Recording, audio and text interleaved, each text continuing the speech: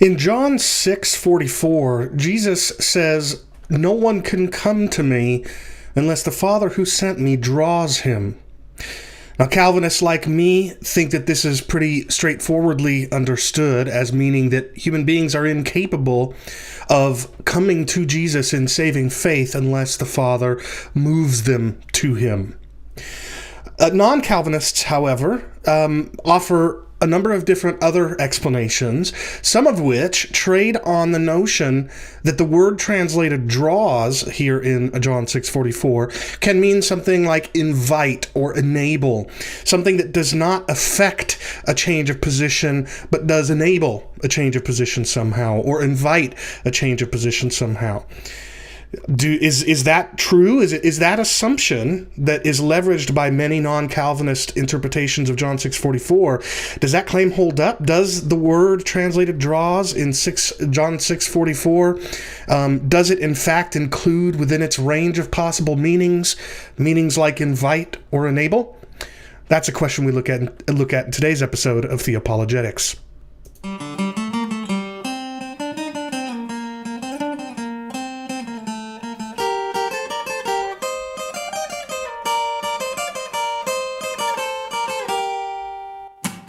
This is Chris Date, and welcome to Theopologetics, where every other week I discuss a wide variety of theological issues and show how a properly biblical worldview can help defend the historic Christian faith from its critics. Join me as we think through what we believe and why we believe it, and not something else. Well, hello, and welcome to another episode of Theopologetics. My name is Chris Date, and I've been on hiatus for roughly a month. I took the month of March off because I've had a lot of irons in the proverbial fire and just couldn't do my weekly streams here and at Rethinking Hell. While also meeting my various responsibilities. So last week, I returned after that hiatus with an episode of Rethinking Hell Live, and now I'm resuming my Theopologetics stream after that hiatus as well. So for those of you who've, for some bizarre reason, you like listening to what I have to say, hope that the wait wasn't too unbearable for you. Just as by way of a reminder, a few housekeeping things. Theopologetics is part of the Trinity Commission, a network of podcasts and YouTube channels affiliated with Trinity College of the Bible and Theological Seminary, where I'm an adjunct professor of Bible and theology. Trinity is where Braxton Hunter of Trinity Radio is the president, and Jonathan Pritchett, his co-host on Trinity Radio, is vice president for academics. And the Trinity Commission is made up of shows and podcasts by them, me, and others related to, professors of some sort at Trinity, including Leighton Flowers' Soteriology 101, which will come up in today's episode, Steve Gregg's The Narrow Path, and others.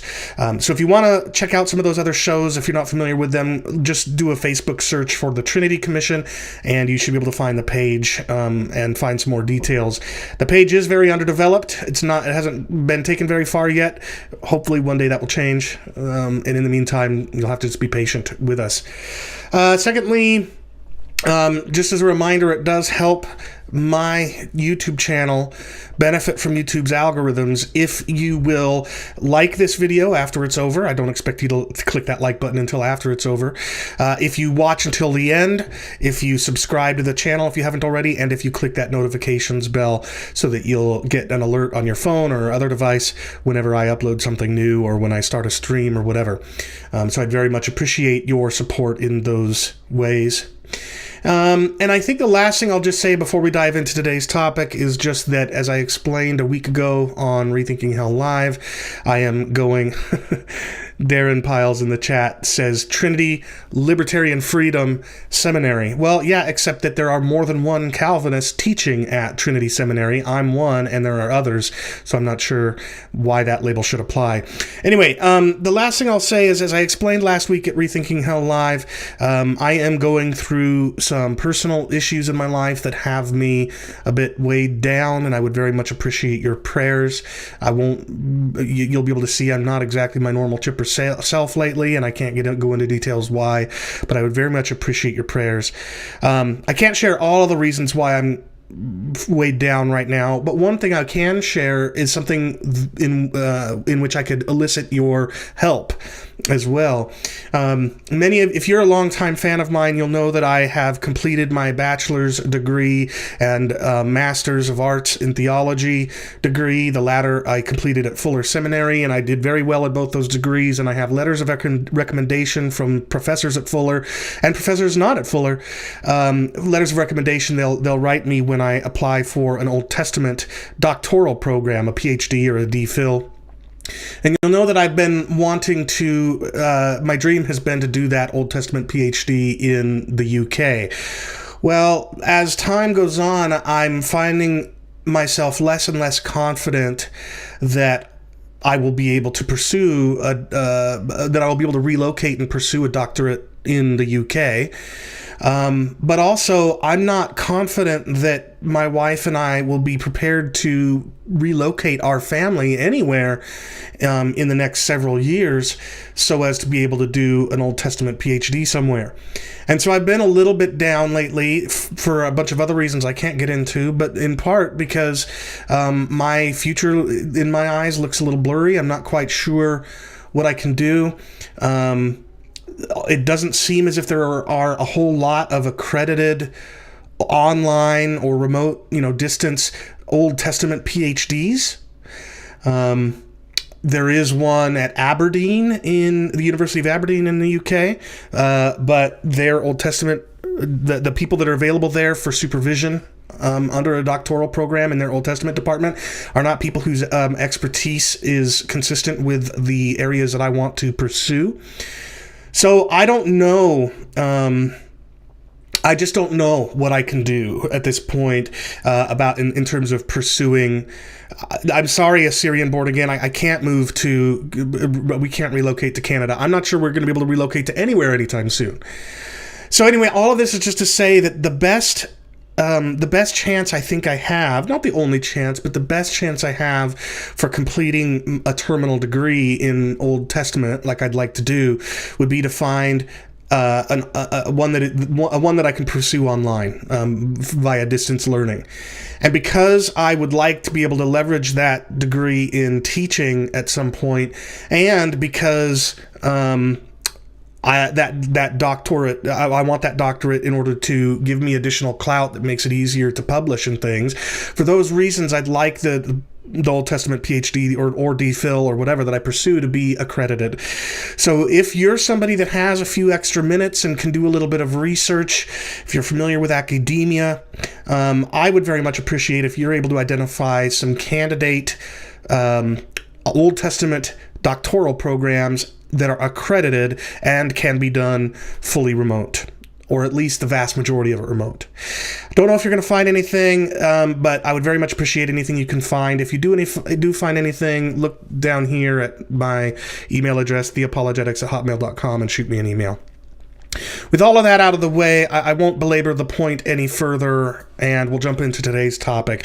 So as I explained, well, I'll tell you what. I'm just going to start showing my slides, and this is going to cover up. Well, maybe not. No, I guess. Yeah, I'm gonna have covered up the chat. I only got 2 monitors, and I'm gonna have stuff full screen on both, so I won't be able to see your chat for a while. So if you have questions for me or comments that you want my feedback on, wait until my slides are done. All right. Let me set the stage. For many of you that are watching, this will be, whether you're watching live, in which case I thank you, by the way, or whether you're watching it archived after it's been streamed, in which case I thank you as well. Many of you watching will already be familiar with some of this foundational stuff I'm going to lay out, but I'm really trying to make my show something that is beneficial and instructive both for advanced biblical scholars and theologians, people that already know a lot about biblical studies, theology, and apologetics, and also for people that don't know as much, that may be more new, may not know all the lingo, etc. And so I'm going to, in virtually every episode of my show, when I'm giving a presentation like this, I'm going to start with something like what you're seeing right now, which is the branch of systematic theology that this topic we're going to be covering today falls under, and that is soteriology. Soteriology comes from the Greek word soteria, which means salvation. And Alan Cairns defines soteriology in his Dictionary of Theological Terms as the doctrine of salvation, the branch of systematic theology that deals with the work of Christ and its application to the elect by the Holy Spirit. The elect, by the way, is the chosen, and Calvinists and non-Calvinists, which are not terms you need to know a whole lot about if this is fairly new to you, they debate what the chosen means, but it refers to people who are saved. All right.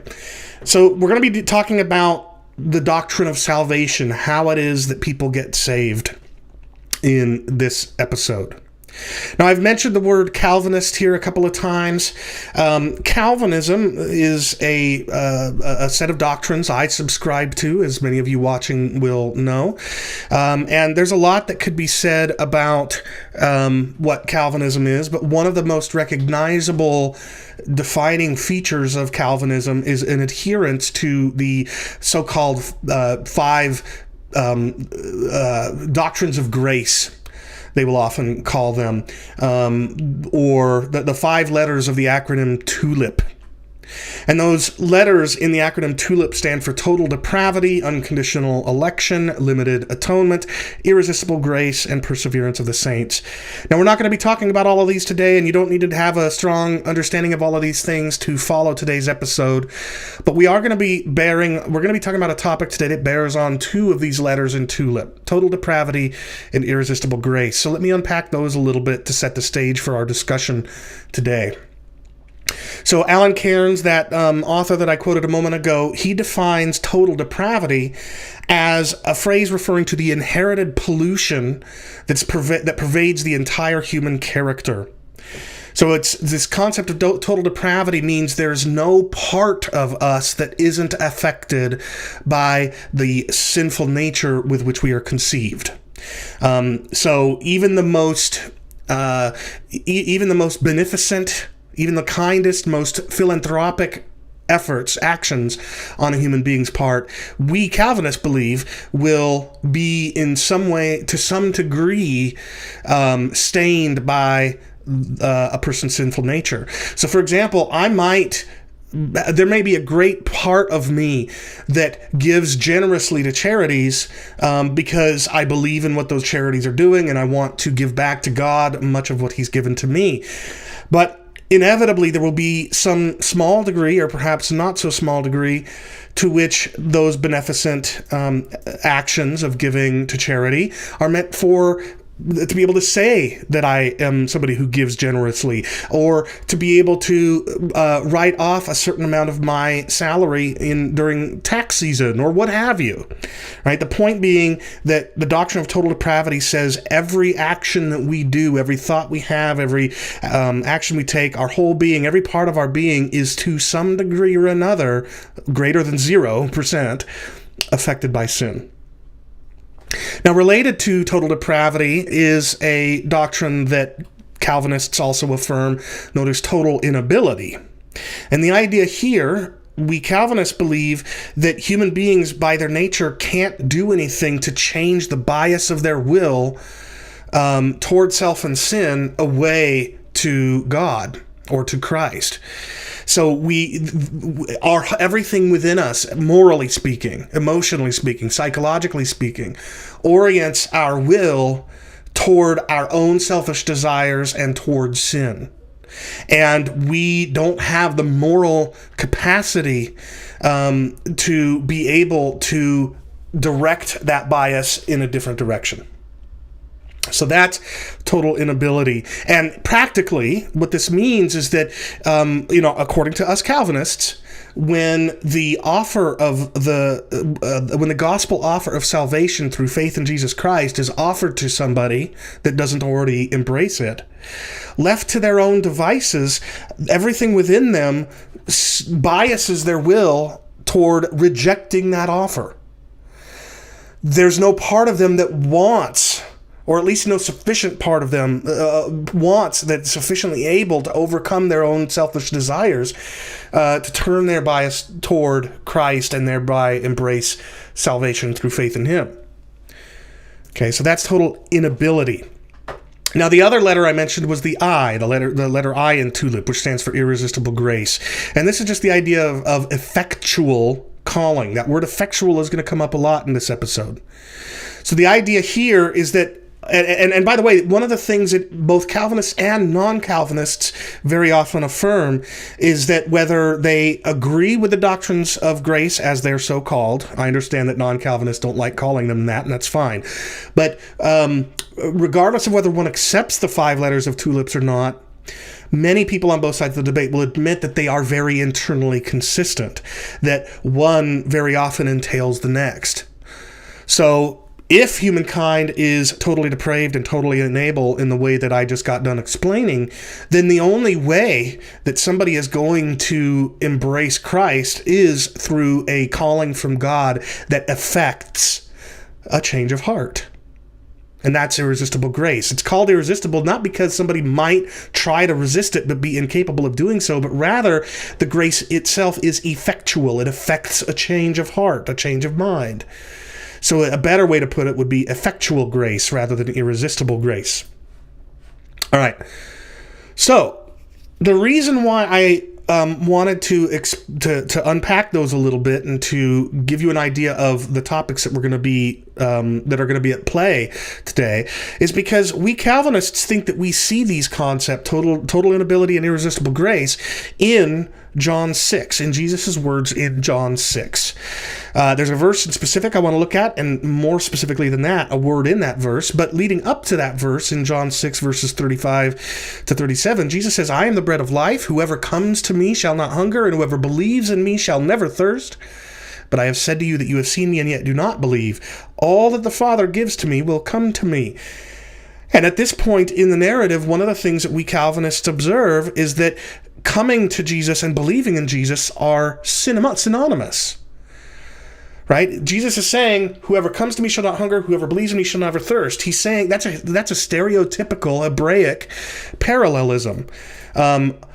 Coming to me and therefore not hungering is parallel with believing in me and therefore never thirsting. So coming to me and believing in me and the resulting salvation that comes from those things, they're synonymous. And then Jesus says that every single individual that the Father gives me, or at least every kind of individual that the Father gives me, and we'll come to that in a little bit later as well, will come to me. So we see coming to me and believing in me as saving believing in me, salvific believing in me. We see Jesus use those phrases in parallel, so they're synonymous. And we see savingly believing in him being something that everyone will do whom the Father gives to the Son. And then we continue and we see in verse 41 that the Jews grumbled about him, and Jesus says to them, don't grumble among yourselves. In verse 44, he says, no one can come to me unless the Father who sent me draws him, and I will raise him up on the last day. So we see here what seems to us, Calvinists anyway, to be a straightforward affirmation of total inability. Susan says, I noticed my typo. I'm not sure what typo you're referring to, Susan. I keep checking the chat occasionally, even though it's covered up, just to see what people are saying. So we see what seems to be total inability. Nobody can come to me. Udunatai, does not have the ability, is unable to come to me unless the Father who sent me draws him. Now, in English, the word draw has a wide semantic range, and sometimes it means something like attract in a very psychological sense, not necessarily a magnetic sense. A kind of drawing that doesn't necessarily affect a change of position. It's more like a force pulling at them, but it may or may not be effectual, right? It may or may not affect the change. But even though the English word has that kind of concept within its semantic domain, it's not clear to us Calvinists that the Greek word translated draws does. And so that's what we're going to look at today, is we're going to have a very laser focus, to use the language of, I think it's Michael Medved, we're going to focus like a laser beam on this word draws. Now the Greek word translated draws here is Oh, Susan says, I missed it on the other slide. All right, Susan, I'll tell you what, shoot me a Facebook message with where the typo is, and maybe I can correct it for future use. So the Greek word translated draws is helkuo or helko. They are two different forms of the same word. They don't have any semantic difference. In fact, helkuo is thought to be just sort of a later development of the word helko. Transliterated, the earlier form of the word, helko, looks pretty straightforward. You can just look at helko and say, oh, it's pronounced helko. Now, when you saw the title of this episode, you might have thought that you should pronounce the later form of this word, helkyo, right? Because it's a Y. But that's an artifact of transliteration. You see, in transliteration, when an upsilon, that's the thing that looks, the Greek U-looking character, when that is following a consonant, like kappa in this case, it's transliterated with a Y rather than a U. So what looks to you like helkyo is actually helkuo, right? And that's, by the way, why the word psyche in Greek, which has an upsilon in its second character, makes its way into English transliteration as psyche with a Y, because it's following the consonant psi. So when you see me, if you see me type the word helkyo somewhere, think in your mind helkuo. That's what that is.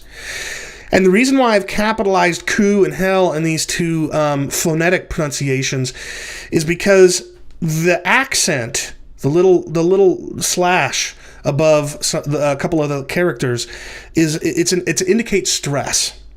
You can see the accent on the second syllable of helkuo, and you can see the accent on the first syllable of helko. All right. So we're talking today about the Greek word helkuo or helko, depending upon whether you're talking about its later iterations or its earlier ones. Now, the reason why we Calvinists think that John 6:44 so compellingly teaches our view is because while the English word draw does have a wide semantic range, the pretty consistent meaning everywhere we go to in the relevant literature that can inform what it means in the New Testament is something like what the Louw-Anita lexicon that I'm quoting here defines it as: to pull or drag, requiring force. And it's very often translated pull or draw or drag. And it's not just the Louw-Anita lexicon. The more historical gold standard, BDAG, Bauer, Donker, Arndt, and Gingrich, offers as the first meaning of this word to move an object from one area to another. In fact, the implication is very often that the object being moved is incapable of propelling itself or unwilling to do so voluntarily. You see, this is draw not in any loose sense within the semantic range of draw, the English word draw. That's not what this word appears to mean. It appears to us Calvinists anyway to mean in John 66. It seems to mean something more like drag, to effect a change of position from one place to another. But non-Calvinists sometimes disagree with us on that specific point. And it's those who disagree with us on that specific point that I want to respond to. And to kick us off with our response to non-Calvinists, I want to turn to a recent debate between Calvinist Gabriel Hughes and my non-Calvinist friend and colleague Leighton Flowers. This was a debate back in January on Marlon Wilson's The Gospel Truth YouTube channel, and here is part of that exchange. This is a debate over grammar. And the best way in the time that we have, limited time we have, to understand the grammar is to give a parallel sentence with the same grammar, as to understand the two perspectives. So on our view, it might look like this: no man can come to the son's wedding banquet unless the father invites or enables him. Because the word helko there, the word draws, we would interpret that as inviting or enabling, right? And he, the man who comes, will have a great feast. Now, grammatically, that is perfectly fine. Even grammaticians on both sides of this issue say that's a possible reading of this text. And if that's true, think of the theological implications. Can someone come to the banquet and have a great feast unless they're invited? No. But if they are invited, does that mean they necessarily will come? Well, of course not. All right, so you can see there, that gives you a taste of what at least one very popular non-Calvinist interpretation of John 6:44 entails. And I think that there are some problems with Dr. Flowers' claims. For example, it seems to me that if helkuo, or helko, as Dr. Flowers pronounced it, is to be translated invites, or if it means to invite, then the phrase that Dr. Flowers has offered as an analogous, a grammatically analogous phrase, equivocates on the meaning of the word can. Because in John 6:44, the word can refers to capacity or ability. No one is capable of coming to me. But in Dr. Flowers' proposed alternative, the word can means may or is permitted. No one is permitted to come to the son's wedding banquet unless the father invites him. Well, that makes it not grammatically analogous. You're talking about, I should say, not semantically analogous. The word can doesn't mean the same thing in this alternative as it does in John 6:44. Now, if instead we are to take helkuo or as meaning something like enable, so somebody who is incapable is now being made capable, if we go that route, then the other part, the rest of Dr. Flowers' proposed alternative, is really awkward. Because after is able and enables, will, without qualification, is awkward.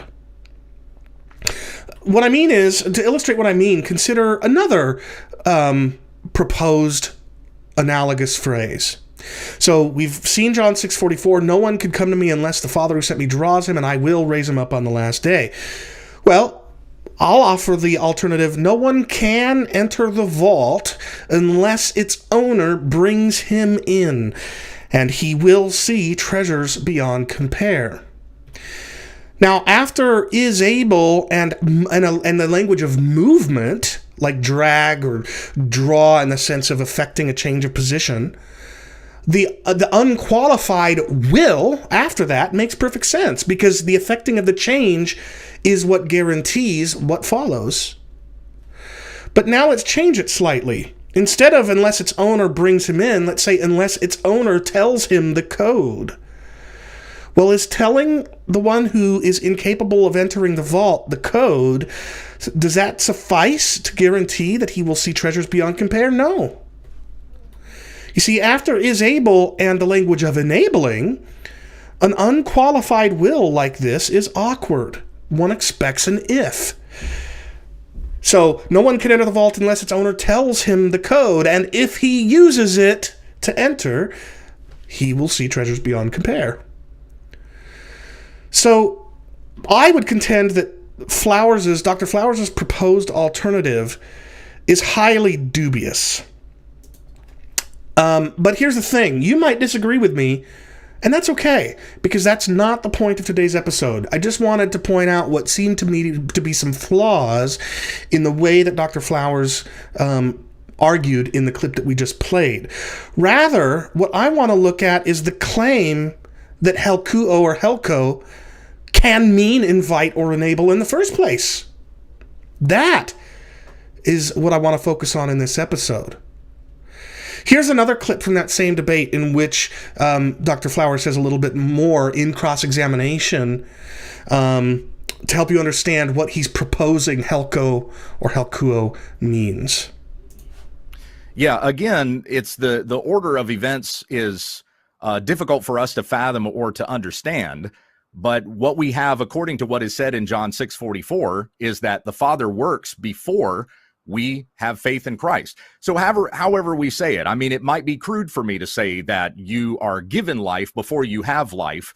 That's complex. It's complicated, most certainly. Well, would it be less complicated if you understood helko to mean to enable by bringing the gospel? In other words, by bringing light and truth, he's enabling them to come, but they can't come unless they hear and know and listen to the Father and listen and are given to the Son. In other words, doesn't it seem to be less complex and less of a problem if you simply understand helkuo as to mean to enable versus to effectually cause.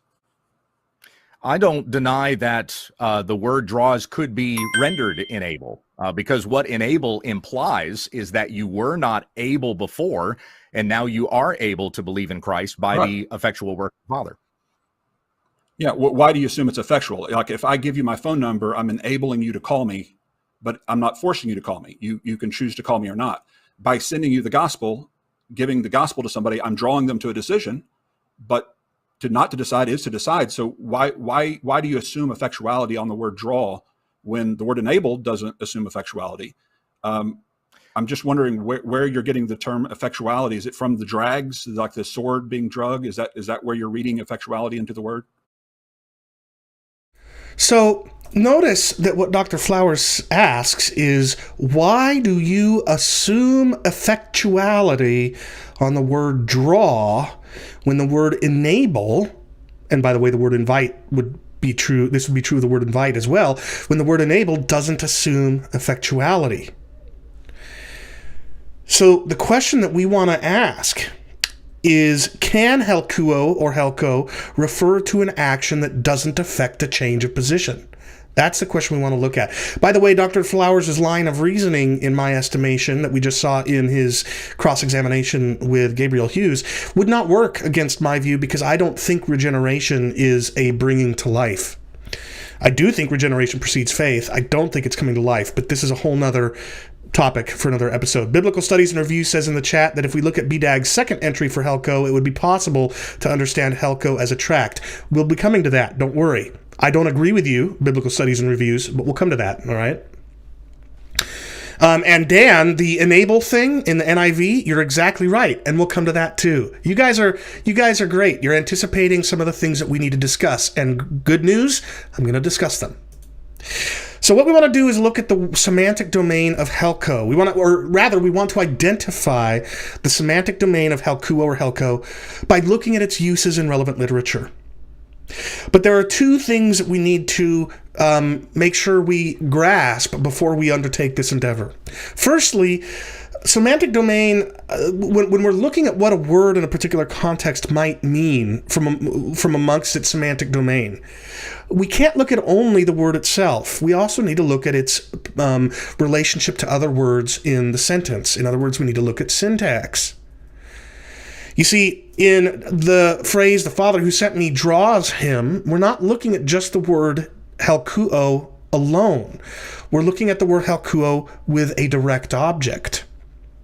Him. Auton. All right? If the word is used somewhere without a direct object, then its use there is of much more limited application to its meaning here. What we need to concern ourselves with, at least far primarily, is with uses of the word when it takes a direct object. So that's one qualification we need to keep in mind. The second thing that we need to keep in mind when we talk about narrowing or identifying a word's semantic domain is we need to look at the different levels of contextual relevance. See, one very immature, one very simplistic, and I mean that with the negative connotation that comes with the word simplistic, way of identifying a word's semantic range is just simply by looking at whatever it means anywhere else. But not all other uses of the word, not all other literature in which a word is used are of equal relevance to what it means in a particular context in which we're trying to find out what it may mean. In the case of John 6:44, I can identify at least these 5 layers of literature, and I think it would be fair to say that the first and second layers are of the most relevance, right? How the word is used elsewhere in the Gospel of John is of primary relevance. Secondarily is what the word is used to mean elsewhere in the New Testament. And then, because Josephus, the first century Jewish historian writing in Koine Greek, is writing at pretty close to the same time as John is believed to have written his gospel, I think Josephus is a great body of literature to consult.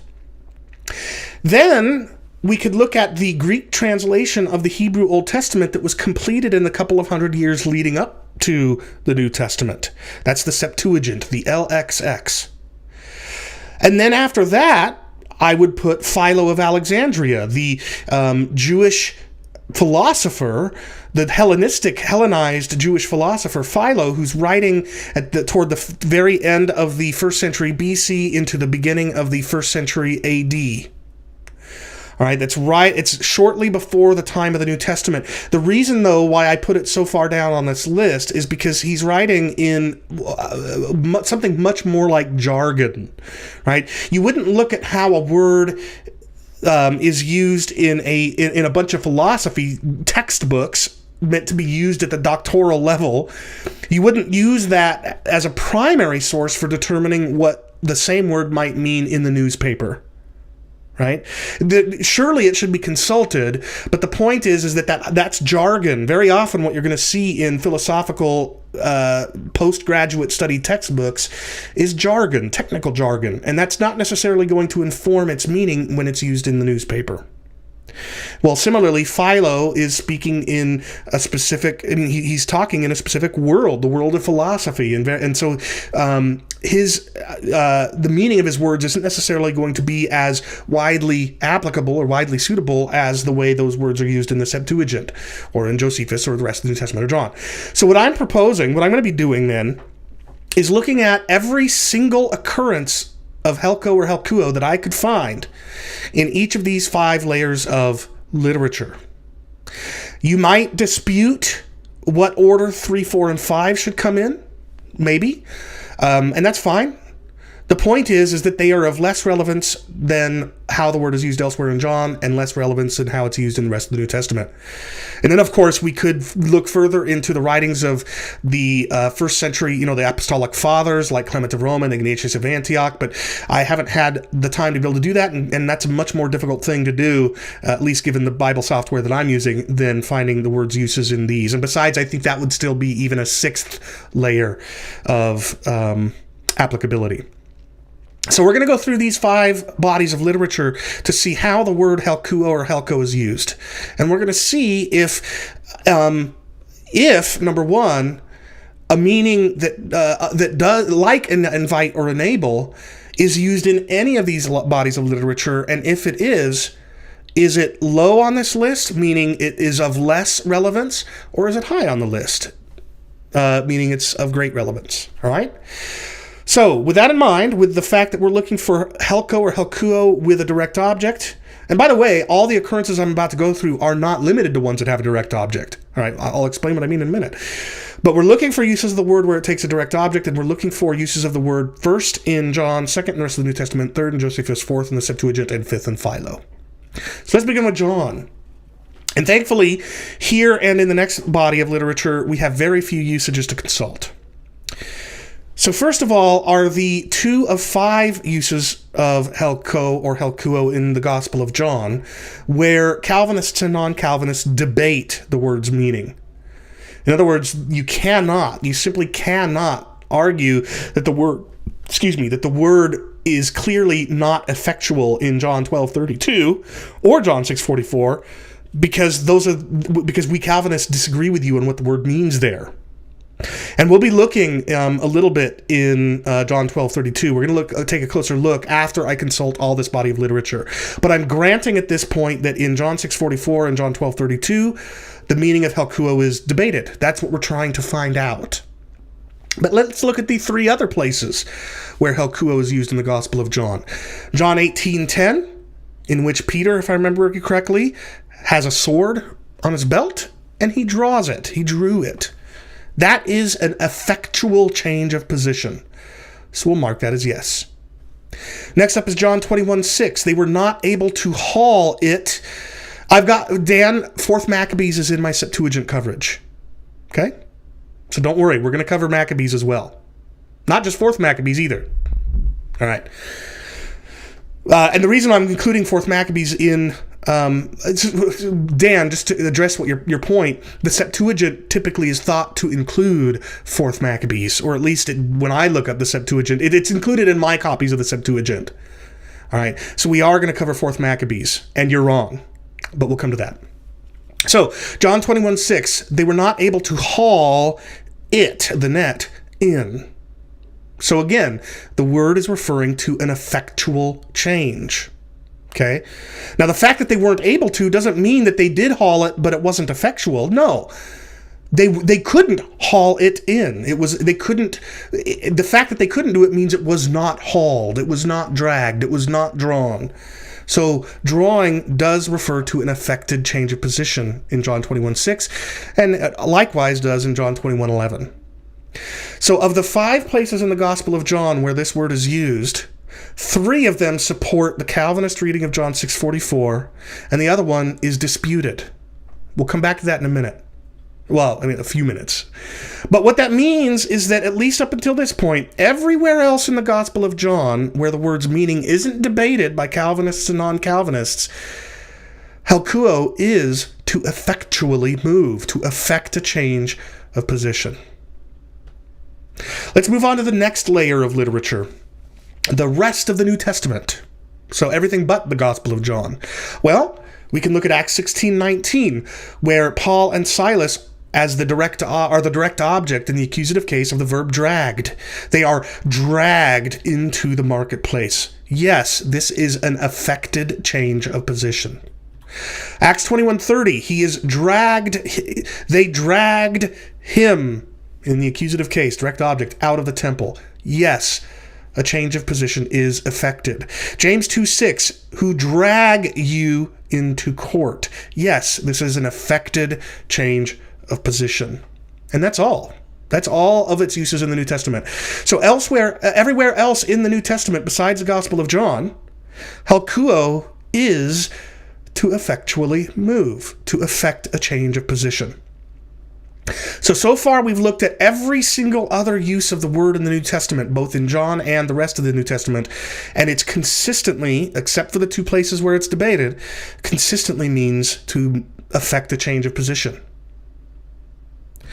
So now let's look at Josephus. Josephus, the 1st century Jewish historian, writing in Koine Greek at roughly, within decades of the Gospel of John's writing. In fact, if one takes a considerably late date for the Gospel of John, something like toward the end of the 1st century, Josephus is writing at the same time or earlier. I, however, believe that even John was written prior to 70 AD, and so I think Josephus probably wrote a little bit later. But either way, they're writing pretty contemporaneously, so that's our next layer. And here we've got a lot of uses of the word to look at. Several of them are of arguably little relevance.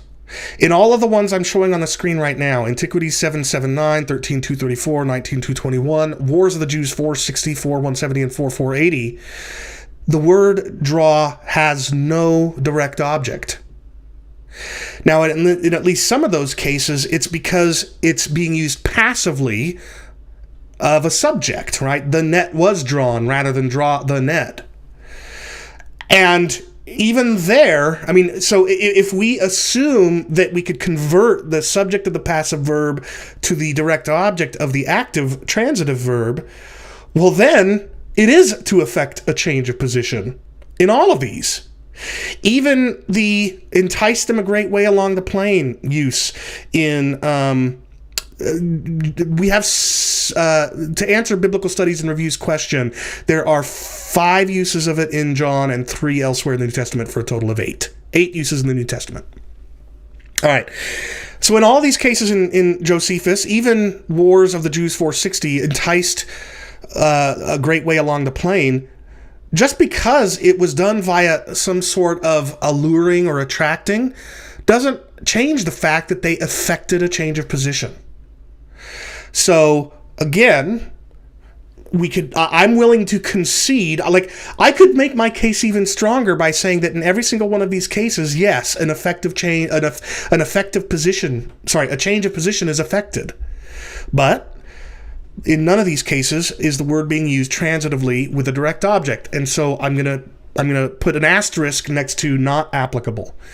It's not applicable because it doesn't have a direct object. It's got an asterisk because if we treat the subject of the passive verb as a direct object of an active verb, it would be to affect the change of position.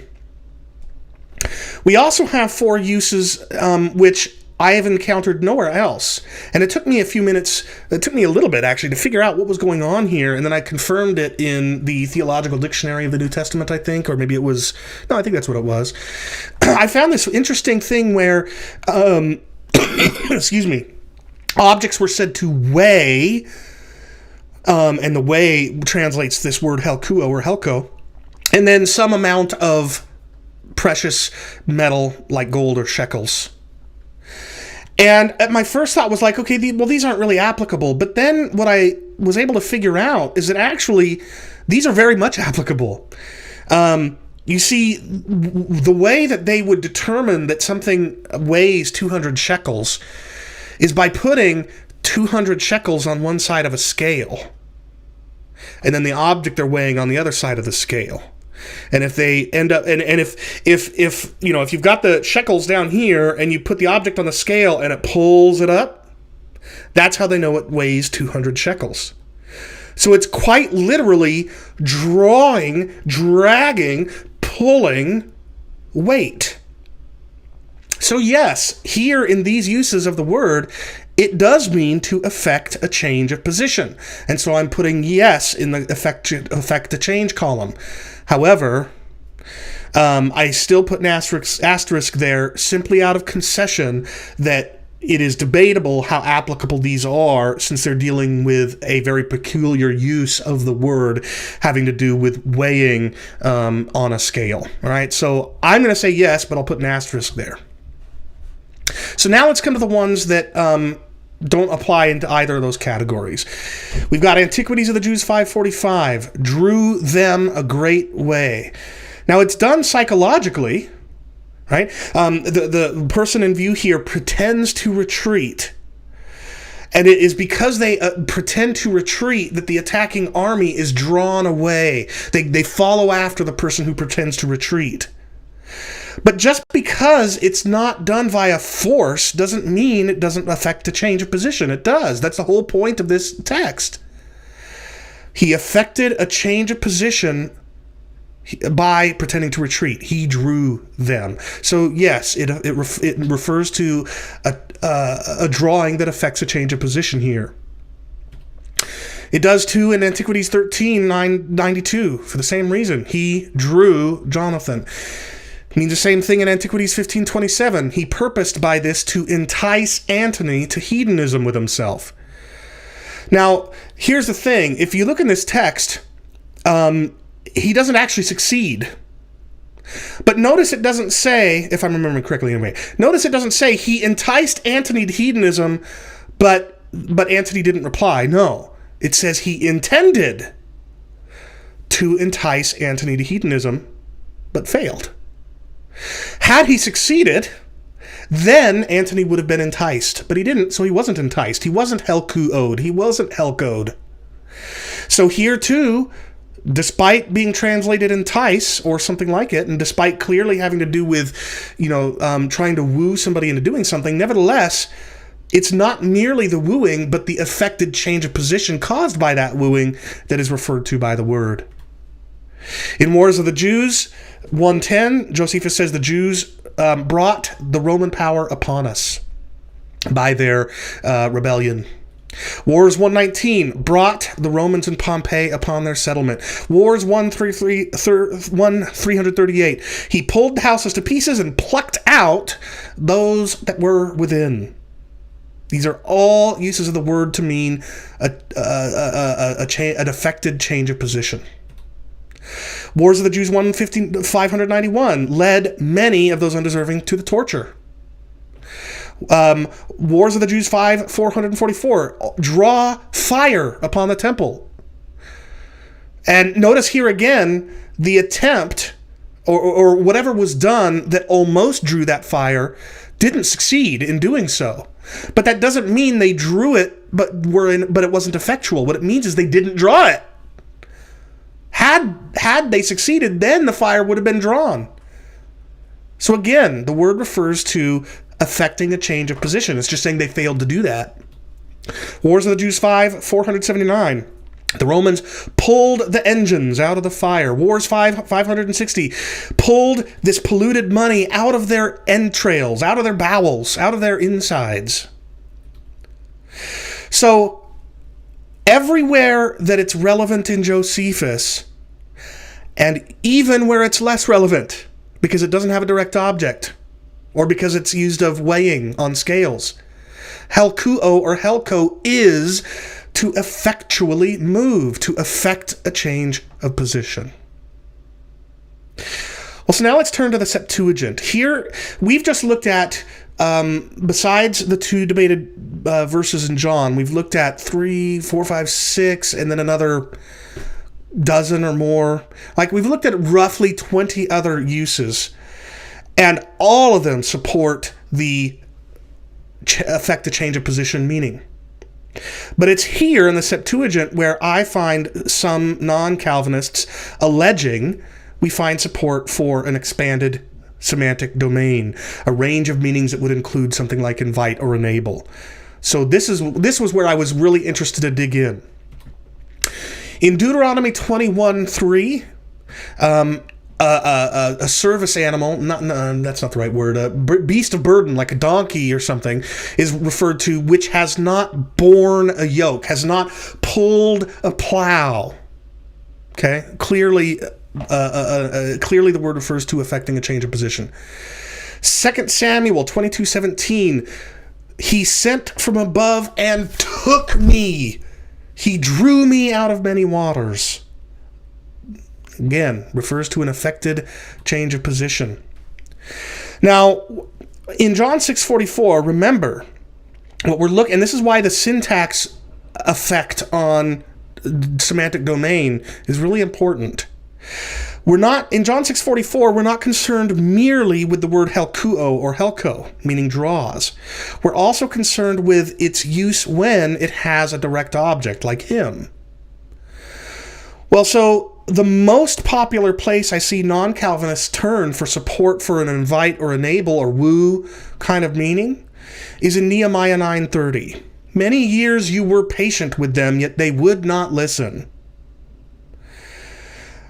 Now, what that sounds like is God was drawing whatever, was doing whatever helkuo means, but they refused. They didn't, a change of position was not affected.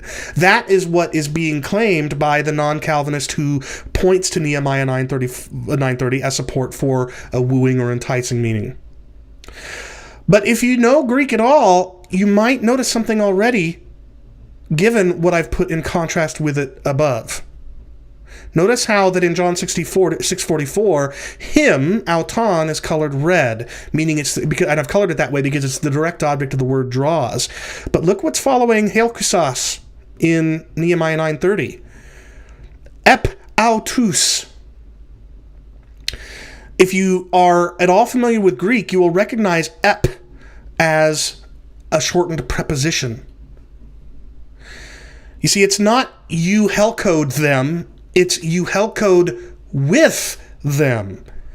It's a prepositional phrase. It's not the verb's direct object.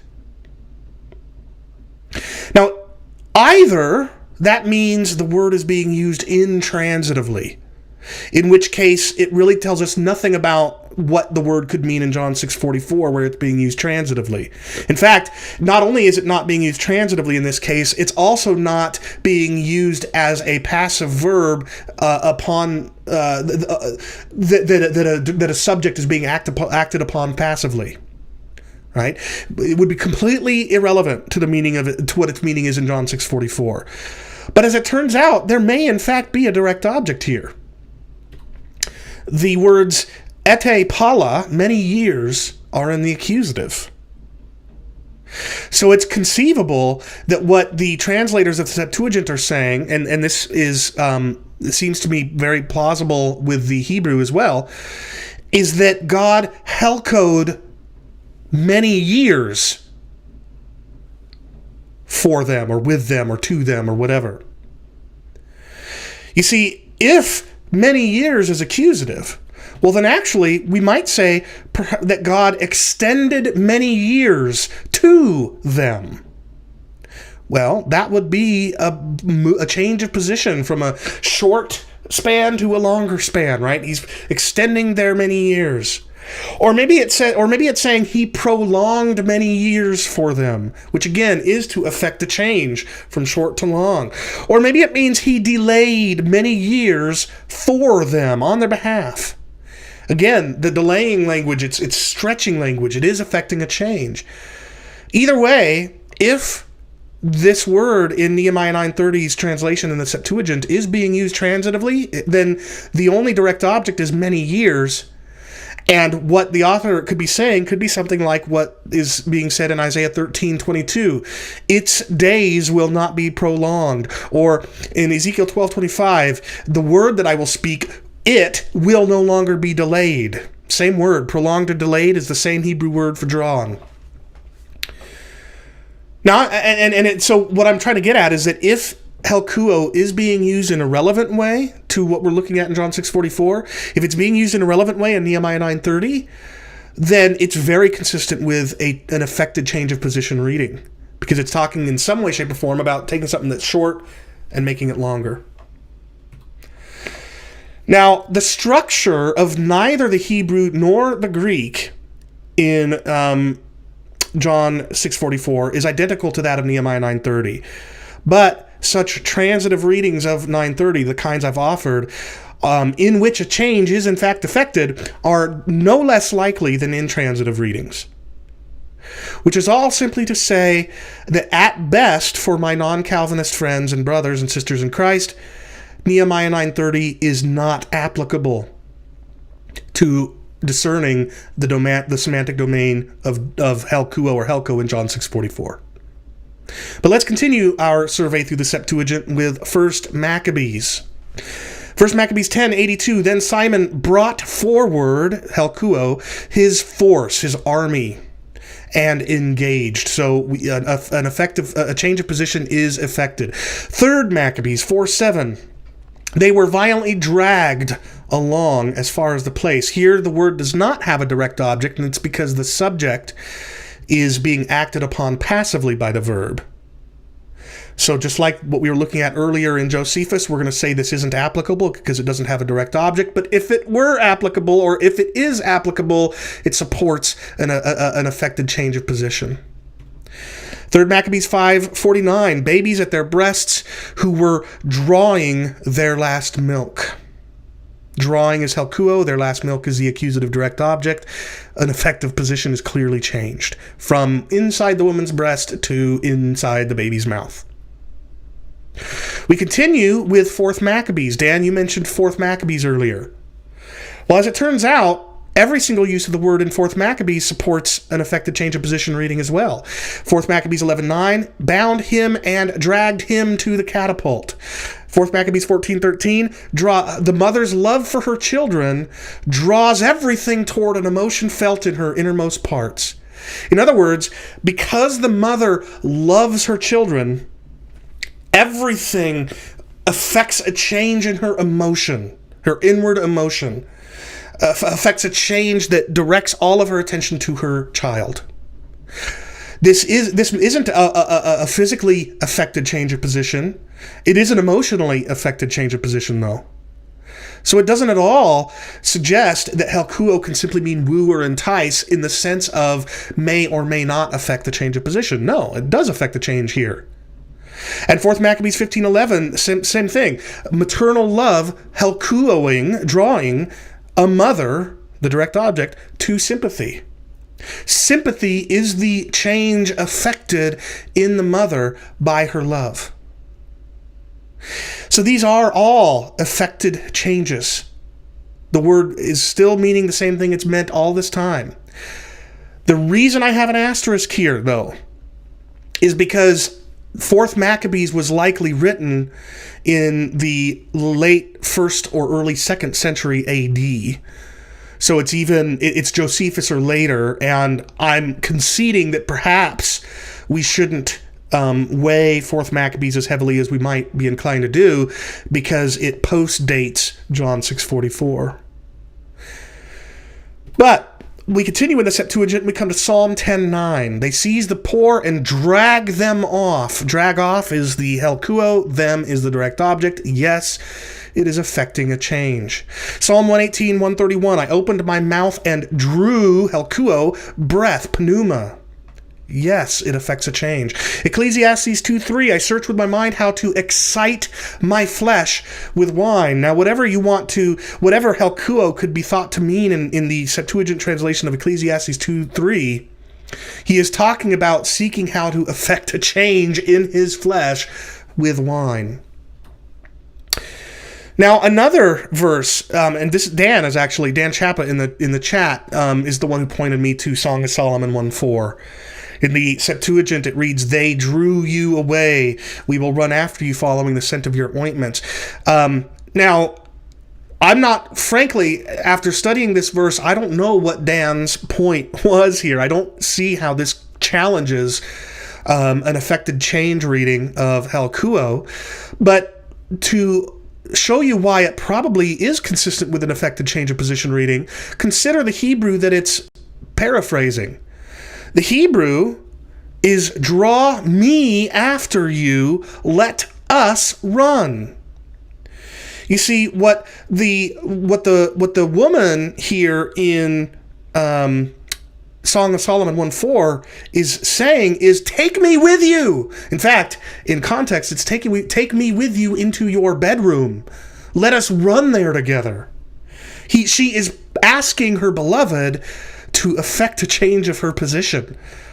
In other words, to bring her with him into his bedroom.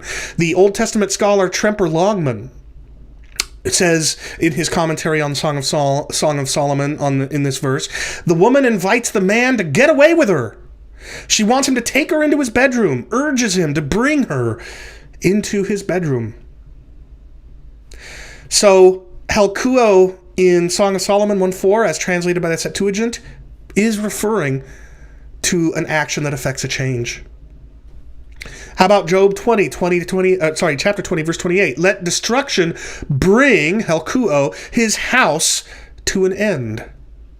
It's affecting a change of position. It's what's being requested is that a change of position be effected. Job 28:18. Now this is peculiar. I see this Septuagint rendition of Job 28:18 translated in a couple of ways. One of them says esteem is how it translates helkuo, wisdom above the most, whatever. Another translation I see says draw wisdom for the innermost, whatever. It's not at all clear that just exactly what is meant by the translators of the Septuagint here. So I'm willing to say not applicable, but if it is applicable, it does refer to a change of an affected change of position. Drawing wisdom to the task at hand. Bringing it to the forefront of your attention in order to do with it something. So it's either not applicable or it's an affected change of position. Job 39:10, shall it pull, that's helkuo, furrows, that's trenches dug by a plow, for you in the field. Now here what we have is a little bit of an idiomatic reference. You don't really pull a trench. What you do is you pull a plow, and what that plow does is dig a trench. But either way, even though it's being used idiomatically here, there is an affected change of position implied by the word helkuo. That either the change of position from the plow being at one place to being at another, thereby creating a trench in between, or applied directly to the trench itself, it's from there being no trench to there being a trench. Either way, you are affecting a change. Wisdom of Solomon 19:4. The deserved distress was drawing them to this end.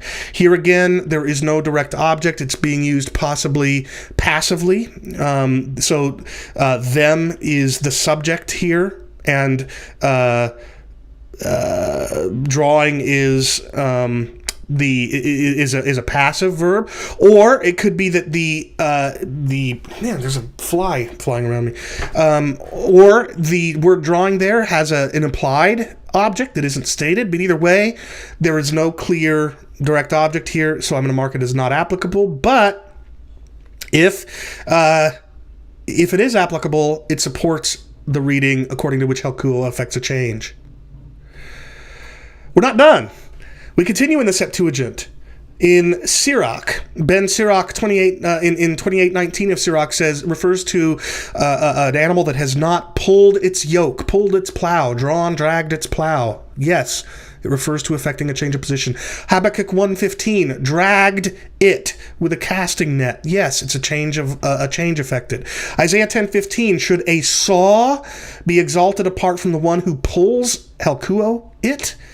Yes, it's an affected change of position. Jeremiah 14:6, wild asses, donkeys, stood by wooded valleys. They drew wind. They helkuoed breath. Yes, the breath started outside their mouth and they drew it in. They affected a change of position. Jeremiah 38:3, I have drawn you in compassion. Now here again, I've seen some people claim that this supports a reading of helkuo in John 6:44 that doesn't affect the change, but that's not true. In the context of Jeremiah 38:3, God is saying that out of compassion, he took Israel out of Egypt into the promised land. That is an affected change of position. Jeremiah 45:13, they drew him up. Drew up is helkuo, him is the direct object, with ropes. Yes, they are affecting a change of position. Daniel 4:14a. This is not in, if you're a Protestant like me, this is not in your copy of Daniel in your Bible. I think it's in Catholic and Orthodox translations of Daniel because they include the Apocrypha. But either way, it refers to something that was dragged and thrown down. There is no direct object because it's a passive verb acting upon the subject. So I'm saying it's not applicable. But if it is applicable, it supports a dragged reading, affecting a change of position. So, that's it. That's all the uses of helko or helkuo in the Septuagint. And what we've seen is that wherever it's relevant in the Septuagint, in fact, even where it's less relevant, in the Septuagint, helkuo is to effectually move, to effect a change of position. And that brings us to our last layer, at least the last layer I will treat in this episode. I'd be willing to do a follow-up episode if people could find me other literature that should be considered. But we'll look now at Philo, the late 1st century BC, early 1st century AD Hellenized Jewish philosopher Philo of Alexandria. I don't remember what all of these abbreviations in the verse refer to. A lot, sometimes they're Latin. If you wanted, I put these up here so that you can go and double check my work, but I'm not going to worry about trying to remember what the exact name of the book was in which this is found. If you find a book on the works of Philo, you will find all of these. So in this first one, people are said to be dragging in as if by so many nets, pulling stuff in until the tension by the proverbial nets is so great that it breaks violently and then drags back with it those who were dragging at it.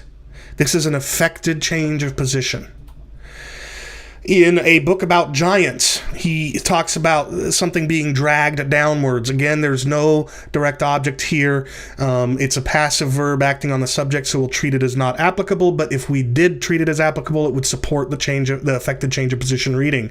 On husbandry, 103, he says, no single thing which is not, he says there is no single thing which is not attracted by the allurements of pleasure and which is not at times entangled, that's translating helkuo, in its multifarious nets. Now, entangled strikes me as a really poor translation here. It's especially with reference to multifarious nets, it's clearly saying pulled, dragged, whatever. And what he's saying is there's no created being which has not, with the exception of incarnate God, Jesus Christ, has not, and arguably the fallen angels, but he's talking here about physical creatures, right? In fact, he specifically mentions humans and other kinds of physical creatures, and he says all of these created physical creatures have at some time been entangled, dragged, pulled by the multifarious nets of pleasure. Now, It doesn't, however, helkuo does not here have a direct object. Again, it's being used as a passive verb acting upon the subject. So we're going to call it not applicable, but the asterisk is there because if we did want to treat it as applicable, it would support our reading of an affected change of position. On drunkenness 63, we being overcome by the objects of the outward senses are dragged on. Some of us in spite of ourselves and others willingly. Susan says in the chat, so the answer to the video title is no then. Yeah, well, you're anticipating the answer, but I'm trying to do as exhaustive of a study as possible. Now, here, there is no direct object. It's, again, acting passively on the subject, so we're going to say it's not applicable, but if it were applicable, it would support the affected change of position reading. I don't remember what this is. But while the mind is in a state of enthusiastic inspiration and is agitated and drawn into frenzy by heavenly love and drawn upwards to that object, again, there's no direct object of the verb. It's a passive verb of acting upon the subject, and so it's not applicable. But if we treat it as applicable by converting the subject of the passive verb to the direct object of an active verb, it would support our reading, and that's why the asterisk is there. On Abraham 65, they have abandoned them, being influenced by that most powerful feeling of longing for a union with their kindred. Here again, there is no direct object of the word helkuo, translated influenced, and so we're going to say it's not applicable. But if we treat the subject as the object and make the verb active, it is very much affecting a change of position. The change of the influencing or the dragging has affected. So in context here, and you can go look this up for yourself, it's talking about how people are leaving where they have been residing to their homeland. And what Philo is saying here is that some people have abandoned where they're staying and gone to their homeland because they were being influenced by that most powerful feeling of longing of a union with their kindred. So if we treat this as applicable by treating the subject of the passive verb as the object of an active verb, it would support our reading. So we'll put the asterisk there. On Abraham 161, the eyes in a single moment can reach from earth to heaven and drag the mind towards what is visible. In other words, you look up, you see things up in the night sky, and your mind gets focused on those things. So it does affect the change. On Joseph 150, he is not the less dragged downwards by the ornament around his neck. No direct object. This is a passive verb acting on a subject, so we'll say it's not applicable, but if it were applicable, it would support our reading. Moses 2, 139. If there is perceptible in the mind any deformity arising from any desire, alluring us and even dragging us by force to the pursuit of present pleasures, here again, there's no direct object. This is either the object is implied or it's being used passively, and so it's not applicable, but if it were, it would be an affected change of position. I think this is the last set of verses, these last few that we're going to go through before we start to come to some conclusions. Moses 2, 236, nevertheless he hesitated, being biased in some degree by other thoughts. Here, the translation is biased, is very dynamic. It's not at all a good gloss for the word. It's clear that what's going on is that thoughts on something affected hesitation. But because there's no direct object of the verb, it looks like we're talking here about a passive verb applying to a subject. We're going to say it's not applicable, but if it were, it would support our reading. Moses 2, 252 talks about the invisible assistance of God casting halters round the necks of the enemy who are now, as if violently dragged onward, and going down into the depths. So the picture here is of people by the supernatural power of God, probably the soldiers of Pharaoh's army in the Exodus. They are going down into the depths as if violently dragged there. Okay. Now here again, no direct object. It's a passive verb acting on a subject, so it's not applicable, but if it were applicable, it would support our reading. And then on rewards, I think is what this stands for, 58, so captivated that he followed the vision just as they say that wire is attracted by the magnet. Now here, again, no direct object, passive verbs on acting on subjects, so we're going to say it's not applicable, but When a magnet, the kind of attraction and captivation that's being referred to here is not merely the force exerted on an object by a magnet, but rather the movement affected by the magnet. So we'll say this isn't applicable, but if it were, it would support our reading. Oh, I was wrong. I think there are a few more. On Flaccus 70, I think is what this is, they bound one by foot, fastening them around the ankle, and thus they dragged them along. Although the English translation has a direct object, the Greek does not, so we're saying it's not applicable, but if it were, it would clearly refer to an affected change of position. 188 of the same book, the officers dragged, and then there's this participial phrase, him on by force in spite of all his resistance. And that's all in the accusative. It's the direct object of dragged. So, yes, this is the affected change of position. On Embassy 44, everything that can tend to any kind of amelioration. This one's weird. I can't make a lot of sense of the Greek. It looks to me as if helkuo has the direct object any kind of amelioration, meaning if it affects a healing. And so I'm inclined to say that this applies, but this is so difficult, I'm going to just say it doesn't apply. It certainly is not an unaffected change that would support an invite or or woo, or enable kind of reading, but because of the complexities there, I won't count it. And then the same book, 262, perhaps by doing so I may draw down on myself the threats which as it is are destined for others by bringing upon myself blah, blah, blah, blah, blah. Here, an effect or a change is affected. There were threats that were destined for others, but by doing something, somebody affects a change of position on those threats such that now they're coming down on me. It is affecting a change of position. So, as we go through the dozen or so uses of helko or helkuo in Philo, what we find is that wherever it's relevant in Philo, and even where it's less relevant, helkuo is to effectually move, to effect a change of position. So what does this mean? As we've looked through every other use of helkuo or helko in John, after we've looked at every use of the word elsewhere in the New Testament, after we've looked at every use of the word in Josephus, after we've looked at every use of the word in the Septuagint, and after we've looked at every use of the word in Philo, what we find is that there is no room, period, in the semantic domain or the semantic range, the range of meanings of the word helkuo, in New Testament koine, for a meaning like invite or enable that doesn't imply an affected change. Now, it's possible that we can find uses of the word 300 or 400 years earlier in classical Greek in which helkuo doesn't mean to affect a change. But that doesn't matter. It's irrelevant. What matters is how the word is used in New Testament koine Greek. From in the New Testament and in in contemporaneous Jewish literature written in Greek. And what we've seen is that when we've done that survey, there's literally no room at all for a meaning that doesn't imply an affected change.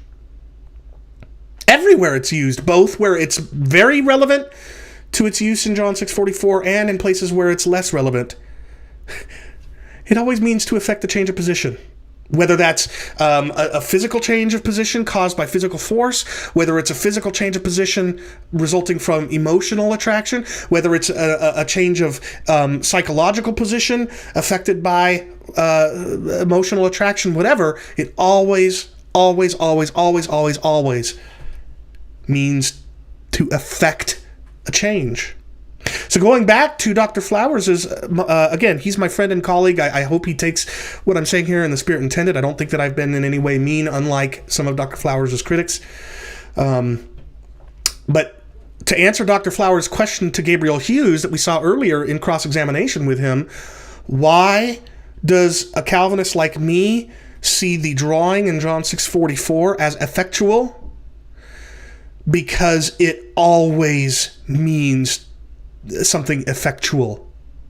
Period.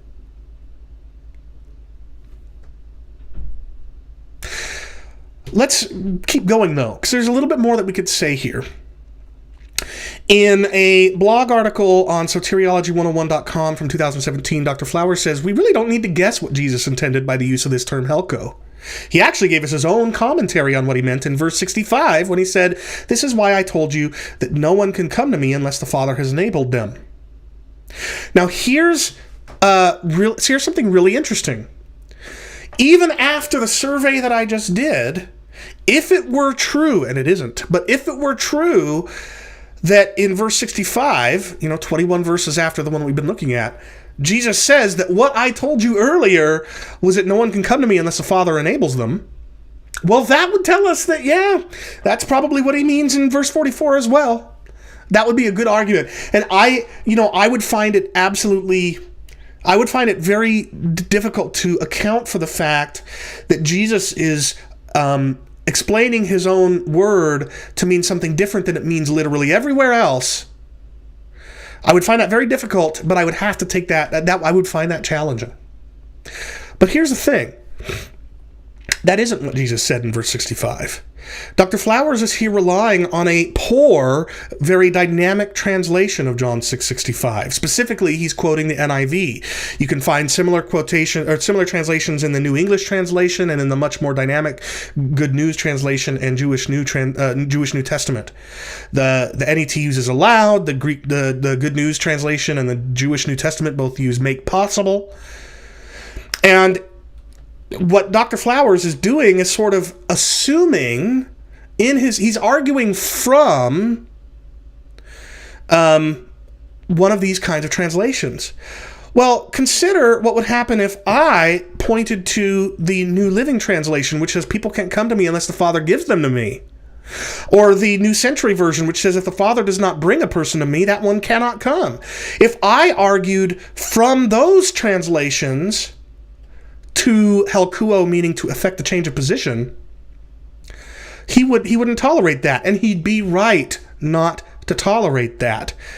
Well, therefore, he shouldn't be arguing for his reading of helkuo in verse 44 from three minority, very dynamic and poor translations of verse 65. Now, there's a certain extent to which we can forgive Dr. Flowers for this, because unless I'm mistaken, Dr. Flowers is not, his focus in his work is not on the original languages. And so it's very plausible that Dr. Flowers saw the New International Version and the other, maybe the Good News translation and the Jewish New Testament and said, okay, I'm going to trust that these translations are right and use that to inform my understanding of verse 44. He could do that, or he could have. That could be the case, but after this episode, if he's watched this, he will not, in good conscience, be able to do so anymore, because what verse 65 actually has Jesus saying is captured well by the ESV. No one can come to me unless it is granted to him by the Father. You see, him is not the direct object of granted here. No one is being enabled or invited in verse 65. Rather, to come is granted. Coming is granted or given to him here. That's not the same thing as somebody is enabled or somebody is invited. No, the him isn't even the direct object of the verb here. It's the indirect object. What is granted is coming. It's very similar to what Jesus says in Matthew 13:11 and Mark 4:11 and Luke 18, in which Jesus says, it has been given to you to know the secrets, etc., etc. Here again, to you is the indirect object of the same verb didomi, meaning give or grant. And in this case, like the one we were just looking at, knowing is what is given to them. And the disciples were not merely given, they weren't merely enabled to know. It's not like they had some sort of cloud that was obscuring their mind from the right understanding of things, and he gets rid of that cloud, and now they have the ability, but not necessarily are guaranteed to understand. No. What he's saying is that knowing, has been given to you. This is not... So likewise, Jesus isn't talking about inviting or enabling him in verse 65 of John 6. He's not saying people are enabled to come to him in John 6:65. He's saying coming to Jesus is given to people by the Father. This does not at all support Dr. Flowers' reading of John 6:44. So, now I'm not saying your reading of John 6:44 is wrong, Dr. Flowers, based on that. I'm just saying you don't get to use verse 65 to support an enabling or inviting reading of verse 44, especially given the survey that we've just undertaken. Now, somebody mentioned way back an hour and 15 minutes ago, roughly, that the second definition of helkuo in Bauer, Donker, Arndt, and Gingrich might support a more enticing, wooing kind of reading. And that's because in BDAG, the second definition of helkuo is to draw a person in the direction of values for inner life, to draw, to attract. And the one single text that they cite in the New Testament as an example where it means that is the very text we're looking at now, John 6:44. And so you might be inclined to think, well, shoot, maybe it can mean enable or invite in a way that doesn't necessarily affect a change. Well, no, we've just seen that the word has no room in its semantic range for that. And by the way, this definition doesn't say attract in a way that may or may not be resisted. It doesn't say attract in a way that might affect change, but also could be resisted and therefore not affect the change. No. It just says that the attraction or the drawing is psychological, it's emotional, it's spiritual rather than physical. And just because the drawing is psychological doesn't mean it's not effectual. So this second definition in BDAG does not support an invite or enable reading of John 6:44. It just means that the drawing, the dragging, the compulsion isn't physical, it's psychological. All right. Now, we've looked at all the uses of helkuo or helko in all the literature I think is relevant and that I have access to. And we've seen that there's literally no room in the word semantic domain for a kind of inviting or enabling that doesn't affect the change of position. But that presents us with a real challenge. And the challenge is explained well by Dr. Flowers in an episode of his Soteriology 101 YouTube channel called John 6:44 Decalvinized. Now, Dr. Flowers says some of the other things in this video that we've already covered, and he says some other things that are off topic for the specific laser beam focus we're trying to achieve in this episode. So all I want to do is play the one part where he makes the challenge I want to respond to here. So let's listen. But Jesus says, several chapters later, "And I, if I am lifted up from the earth, will draw all men to myself." If all are drawn, and draw means to compel, then that would make this verse to mean that everyone will come, which is clearly not the intention of Jesus. So you see there the point, the challenge. The challenge is, Jesus says, when I am lifted up, after I have been killed and have thereby once for all tetelestai finished the work of atonement, after I am lifted up, or he might mean his ascension, I will draw all to myself, all people to myself.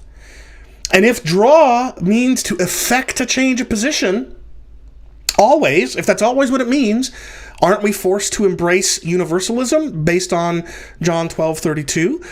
Well, a number of universalists might like to tell me that, but they'd be wrong. And I'll explain why.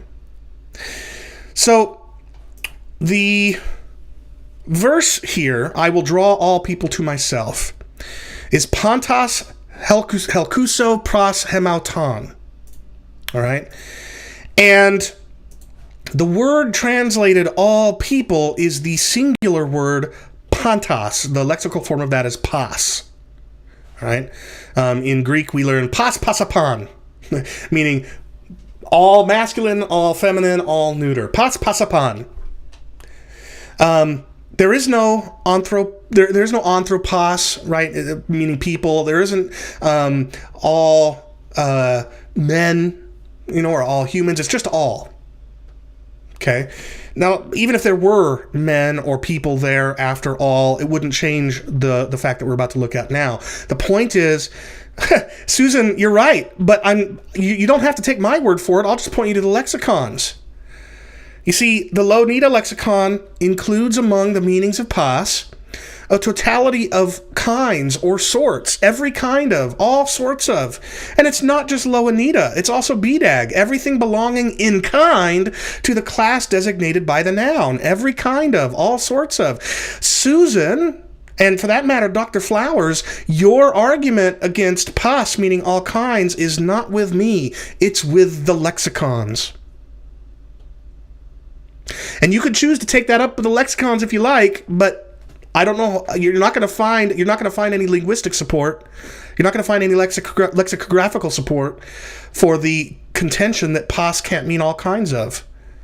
Not only do you find it in these two and other lexicons, but you also find it just in the contextual use of the word in various places in where it's used. Well, as it turns out, ever since Jesus was lifted up, he has indeed drawn all kinds of people to himself, not just Jews, but also Gentiles, not just men, but women, not just slave, but free, or vice versa. And what's interesting is that he says this in the very context of non-Jews asking Jewish disciples to see Jesus.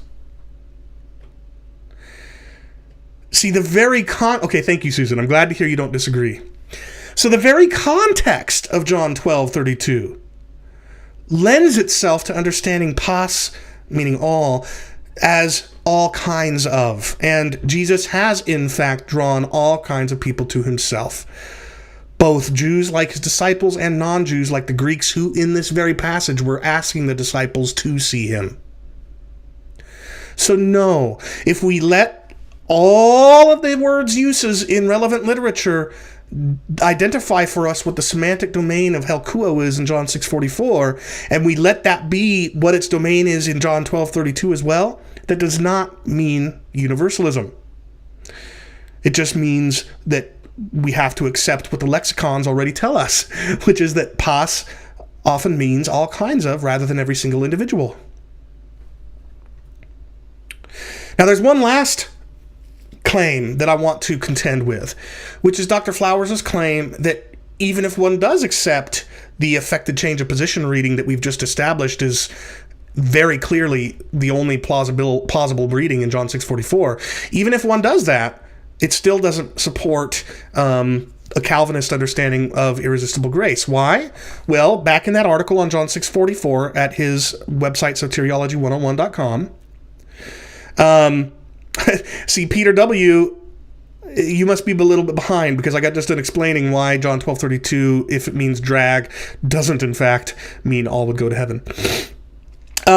In this article on soteriology101.com called John 6:44 that I quoted from earlier, Dr. Flowers says, even if one were to accept the rendering of the term helkuo to mean effectually cause, as in to drag, the text still does not say enough to necessitate a Calvinist reading. Why?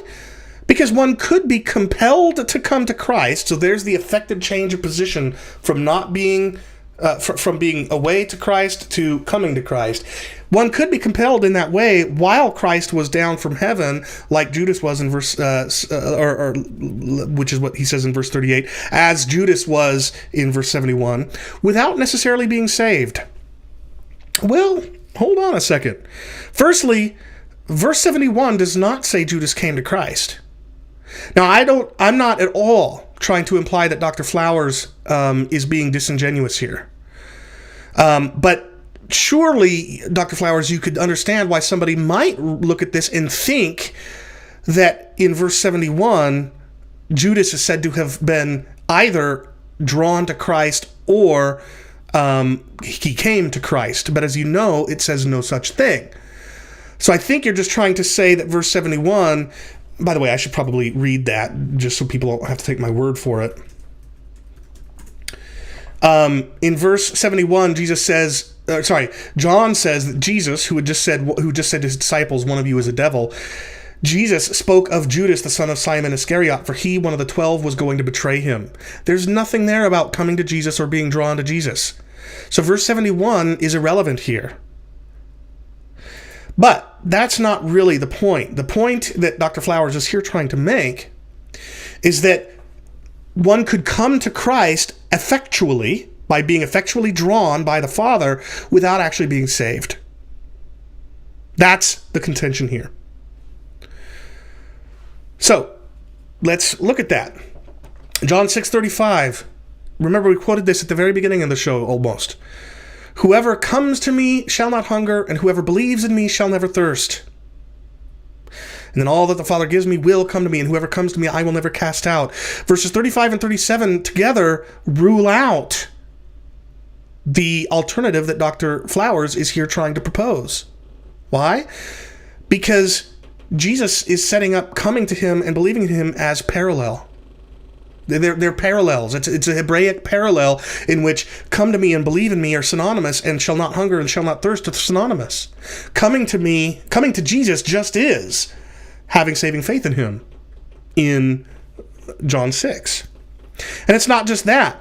The text says that everyone, all that the Father gives me will come to me.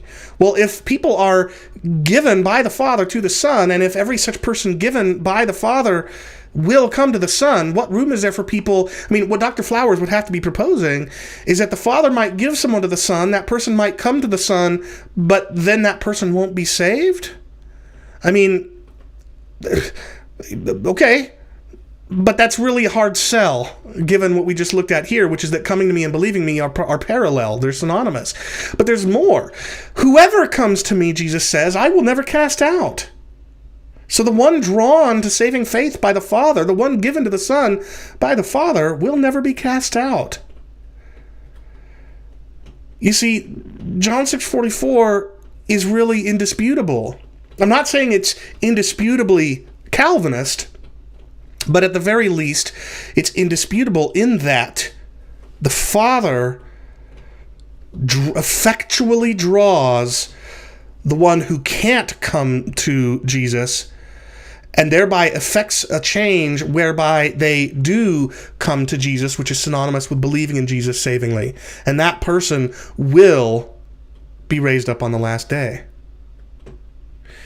You see, I'm not trying here to argue that it's impossible to read this in a non-Calvinist way. Maybe it is. But here's what I have attempted to substantiate. Any non-Calvinist interpretation of John 6:44 must account for the indisputable fact that the only ones who can come to or savingly trust in Jesus are those in whom the Father effects that change of position. The change of position to being away from Christ to being in him. Now, whatever that means, whatever the implications of that reality are, and as a Calvinist, being a Calvinist, my understanding will be no surprise to you. Jesus takes people who are totally unable to turn to Christ because of their moral inability, their total depravity. He affects the change in their heart such that they have gone from not being in Christ to being in Christ, and they will be saved. That is irresistible grace affecting those who are under the effects of total depravity. So it's really easy to see as a Calvinist how I understand that. But if you're a non-Calvinist and you want to try and dispute that John 6:44 should be understood in a Calvinistic way, you're going to have to abandon this nonsense that helkuo can mean invite, enable, woo, attract, some kind of attraction that is not effectual, some kind of attraction that only produces a desire but doesn't affect an acting on that desire. You've got to abandon that. At least until you can find me uses of helkuo or helkuo that are relevant to John 6:44, which means it's got to have a direct object, or at the very least, it must be a passive verb acting on a subject. And we already looked at everywhere in all those 5 layers where it's used in that way, and those support the dragging reading too. You've just got to account for that fact. And it's not up to me to try and figure out how you as a non-Calvinist might abandon the canard that helkuo might mean entice without affecting a change, invite or enable. How you could maintain a non-Calvinist reading, abandoning that canard and embracing the reality that the Father is affecting a change of position in those who formerly could not come to the Son and now do come to the Son and are saved. You're going to have to figure that out. So, I see in the chat somebody suggesting that love is effectual, but it can be rejected. No, that's not going to work for you here. Because it doesn't say the Father loved them and attracted them and it just affected their emotions, but they may or may not decide to follow. No, that doesn't work. What the Father does is affect a change of position, of status, from being outside of Christ to being in Him. To not having saving faith in Christ to having saving faith in Christ. Your explanation there, believe on the Lord Jesus Christ in chat, won't work in John 6:44. Now, I will say, Dan Chapa, who was commenting earlier and who I am friends with, I've been on a show with him, I've debated him, he is one of a few non-Calvinists who I think could very well come up with a plausible reading of John 6:44 that accounts for the data we've looked at today and doesn't demand a Calvinist reading. So I'm very interested to hear what Dan Chapa has to say. I don't know if he's still watching because I haven't seen him in the chat since I talked to him earlier, but I suspect Dan will come back and watch this even if he's not in the chat any longer. I think it's possible he could come up with an alternative reading. I don't think Dr. Flowers will be able to. I love Dr. Flowers. I count him a friend. I'm glad to be a colleague. I'm honored to call him a colleague at Trinity. If he does a 4 or 5 hour long response to this, it'll be really interesting to see what he comes up with, but I am fairly certain that he will not meaningfully challenge what I've said, much as he'll try. Dan Chapa, however, I think might. I'm interested to see what Dan has to say. So, Dan, whenever you get around to having finished this video, I'd be interested in your thoughts. What I'm going to need to see from you or Dr. Flowers or anybody else, if you want to challenge the conclusion I've come to here, which is that the semantic domain of helkuo in John 6:44 does not have room in it for invite or enable or some other meaning that does not affect the change. In order to dispute that claim, you're going to have to show me relevant, fairly contemporaneous literature in which helkuo is used with a direct object and does not affect the change. I've looked in John, I've looked in the rest of the New Testament, I've looked in Josephus, I've looked in the Septuagint, and I've looked in Philo, and I cannot find a single such usage. And meanwhile, I find dozens and dozens, both in highly relevant texts like elsewhere in John and less highly relevant texts like Philo. It always means to affect a change of position. So Dan, Leighton, anybody, Tim Stratton, maybe you'll watch this, whichever one of you wants to take this on. I really look forward to your response, but it's going to have to show me uses of helkuo like the ones I just described. Others of you might try to go the other route and explain how, even though the Father is affecting a change of position on the part of the person who formerly could not come to Christ and now is in Christ with saving faith, if you can make that work with a non-Calvinist reading, I'll be interested to hear what you have to say. And I won't worry if you are able to find me other uses of helkuo that support the reading that Dr. Flowers has been arguing. So you've got two lines of attack. You can go there. I think you will have no luck in either one, but I'm very interested to see it. Biblical Studies and Review says, I just don't think that effectual change does not mean irresistible. In other words, because they did effectually change does not mean that they could not have resisted. I don't agree with you, Biblical Studies and Reviews. The whole point of the study that we've just done, the survey that we've just done, is that when someone or something is helkuo'd, its position is changed.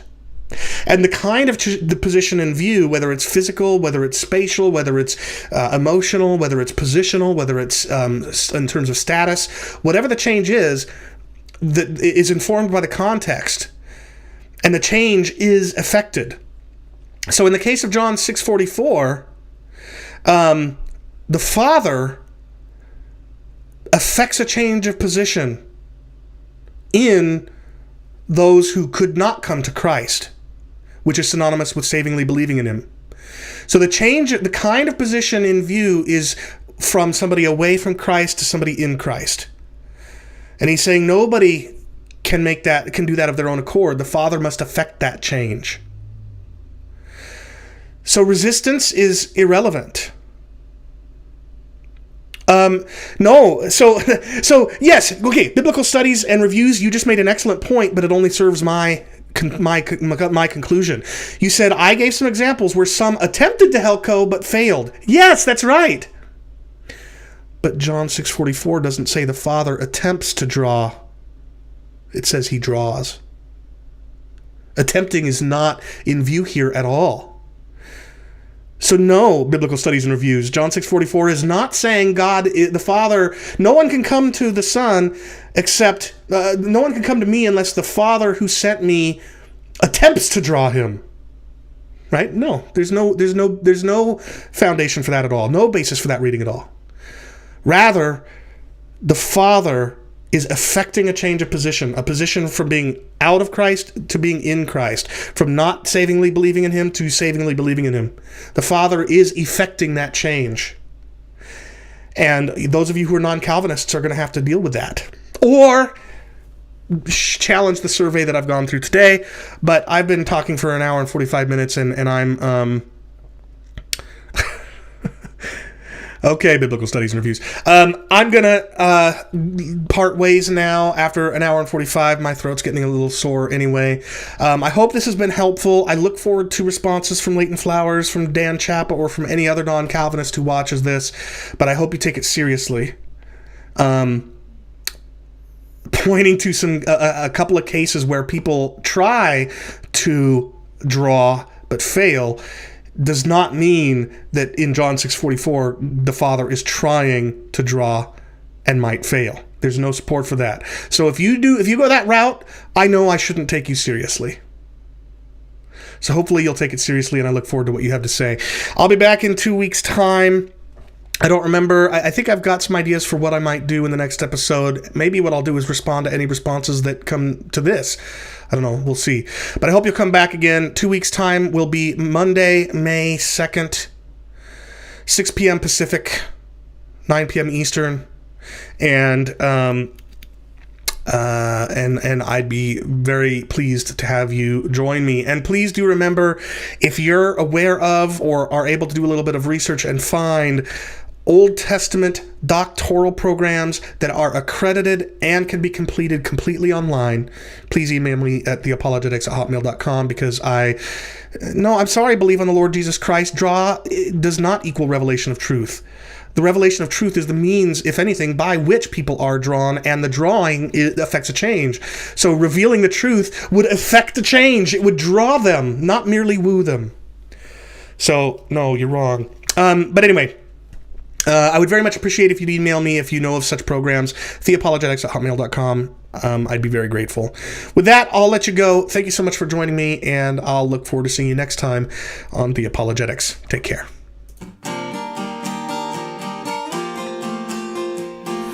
I've been your host, Chris Date, and thanks so much for watching The Apologetics, where we think together through what we believe, why we believe it, and not something else. If you've enjoyed this episode, please click the thumbs up, like icon, the subscribe button, and the bell icon to receive notifications when new videos are streamed or uploaded. Either way, come back in 2 weeks for the next episode of Theopologetics, streaming live on YouTube every other Monday at 6 p.m. Pacific. Until then...